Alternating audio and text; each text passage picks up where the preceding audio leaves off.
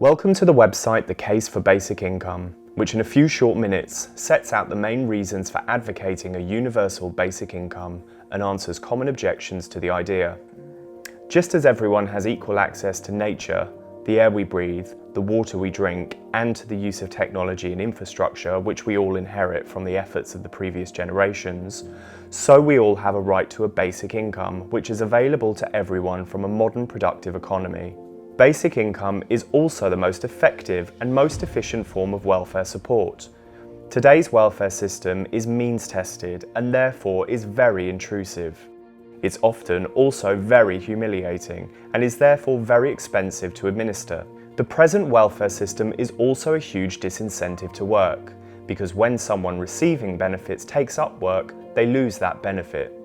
This creates well-known unemployment traps and poverty traps. Many current welfare benefits, particularly those intended for elderly people, achieve a very low take-up rate and so fail to reach the people they're intended to help. In contrast, basic income is neither means-tested nor intrusive, has a very low administrative cost, provides no work disincentive since the basic income is still received when people work, and achieves a 100% take-up. Modern high-technology economies actually need basic income. This is because the high productivity derived from technology inevitably reduces wages as a proportion of the value of the output produced. Relatively declining wages then have to be supplemented by household borrowing, which then becomes excessive, and the pile of debt then collapses, producing an economic crisis as happened in 2007.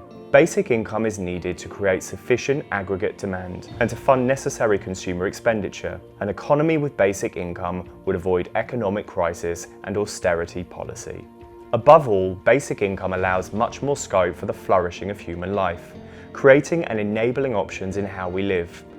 Modern technology has now creative alternatives to the standard model we've known so far of spending 35 set hours a week in a place of work. Since less work is required to produce the output we need, why not explore those creative options? Equally, basic income redefines the link between our economic well-being and the environment. Currently, when we need income, we need to work. More employment creates more output, firing up the consumer society, and that also creates more depletion of natural resources, more carbon emissions, and more pollution. By providing income without a necessary link to more work, basic income breaks the destructive cycle and offers better ecological outcomes. Basic income is environmentally friendly.